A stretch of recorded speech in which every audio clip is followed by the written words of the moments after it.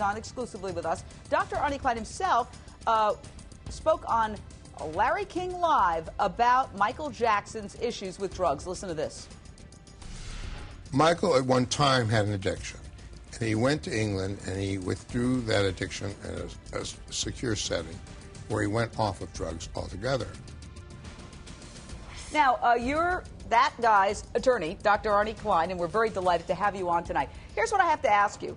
He's saying, oh, he had an addiction at one time. Now, my understanding as a recovering alcoholic is that once you're an addict, you're always an addict, and therefore you're never supposed to touch any mood-altering medications unless it's really a life-or-death matter. Was Dr. Arnie Klein treating Michael Jackson by giving him Demerol? Well, let me just say this, because when it comes to addiction, I think you and I have something in common.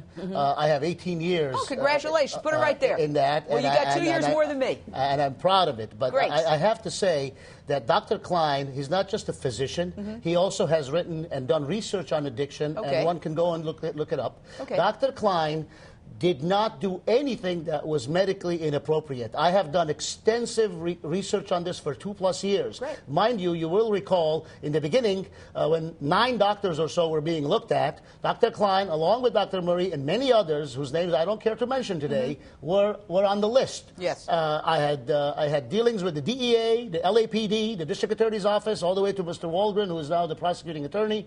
And the determination was made, not by me, although my determination was the same as theirs, that as far as the death, the homicide of Michael Jackson, Conrad Murray was the one that they were going to charge. That was not just a fluke. There was nothing to tie my client to the death of Michael Jackson. In fact, if you look at the toxicology report, if you look at the autopsy report, there is not a single medication that was found there that was in his body, Mr. Michael Jackson's body, that was prescribed by my client. Well, how do you feel about the fact that the defense I'm using sound bites from the actual trial. They keep mentioning your name, your client's name. And I expect them to continue to do that. But one knows, and I'm certain your expert Dr. Gupta knows, that the half-life, and that's a medical term, the half-life of Demerol is 2.5 to 4 hours. Well, clearly, if you're going to be having some treatment, and you're going to be irritated and agitated, and therefore you're being sedated with some amount of Demerol, within 2.5 to 4 hours thereafter, when you're leaving the doctor's office,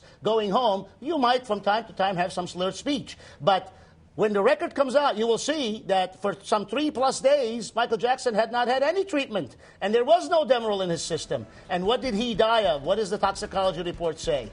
We have 10 seconds. Is Dr. Klein upset? Dr. Klein is extremely upset. He lost his friend. He now has to deal with these innuendos, and he wants justice just like everyone else. We want you to